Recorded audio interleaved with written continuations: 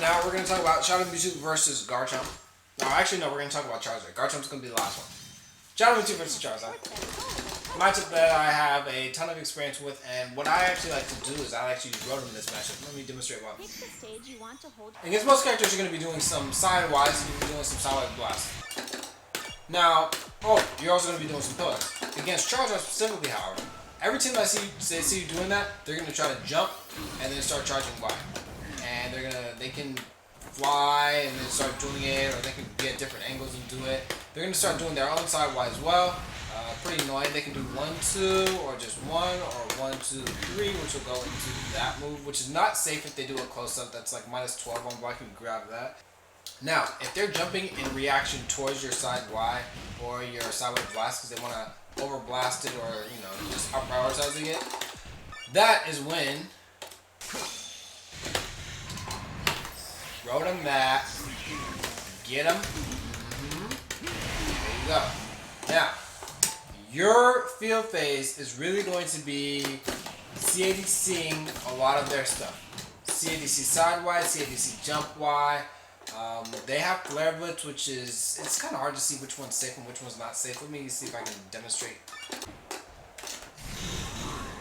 That's not safe. That's just jump and then forward A. Regular jump A is going to be safe.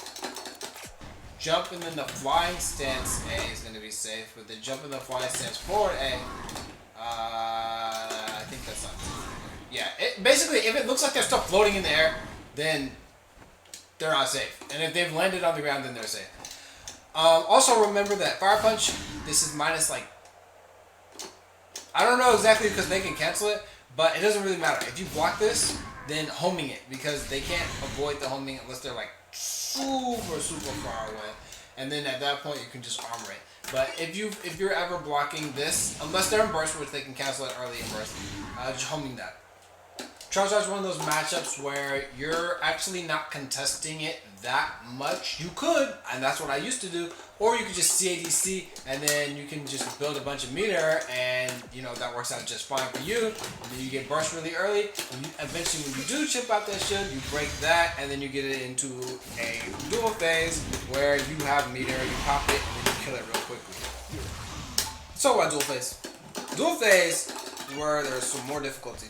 Because Charizard has this move, 2X, which is, they can cancel it into fly. How do you do that? Oh yeah, they can cancel it into jump. So they can like do this and then jump, and then if you whiffed any button, they can even just hover, and then they can like whiff punish you there. That move goes super far and is effectively safe on block because they can cancel it. Jump 6Y is, well, what it sounds like. They can do it really low, and it's actually plus if they do it like as low as possible. And then they can cancel it into this also. That move, okay, so I've seen that be plus.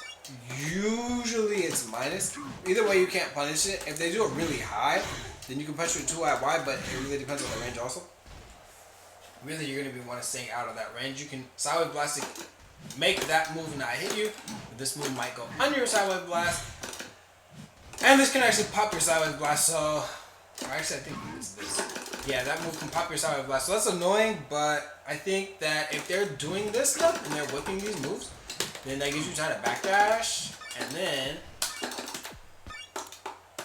while you're backdashing, if you have EV, you can start popping pillar, but if you don't, then, you can just throw a pillar, and then they might be backdashing into it. Which would be very useful. Obviously, meeting pillar is really good when they're meeting as well.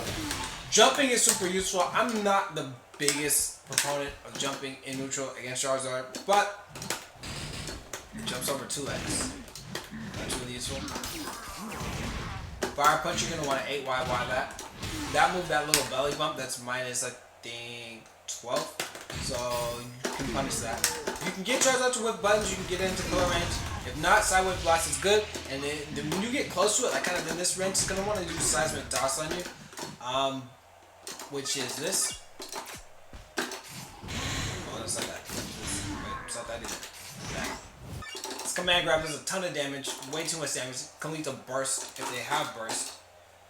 And they can seismic toss you in the air. But not when they're at frame, that's disadvantages will work out. But jumping really messes up a lot of that stuff. And unless they're on point, they don't really have a good way to stop cross-up jumps. So that's very useful. And Charizard also has some issues with charge jump X. Like you can cross it out, then you come back down. Charizard has some issues with that.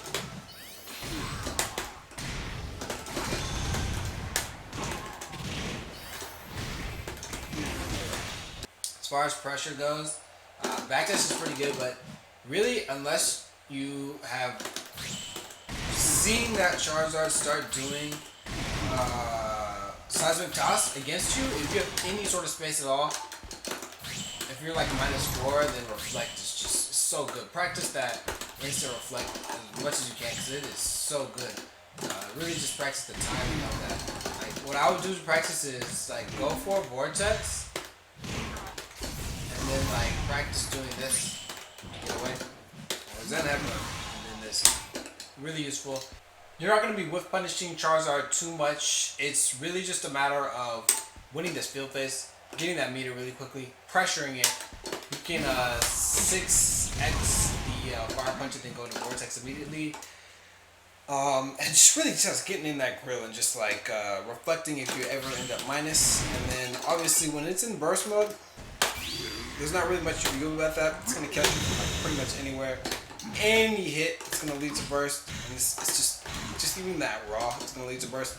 So you don't really want to be messing with bursted Charizard, but if it's getting close to burst, what I would do is immediately Rotom once they use their burst shockwave, and then keep your burst on deck just so that you can survive. So that's the basics of how I deal with Charizard. I'm trying to keep these short, concise, and sweet.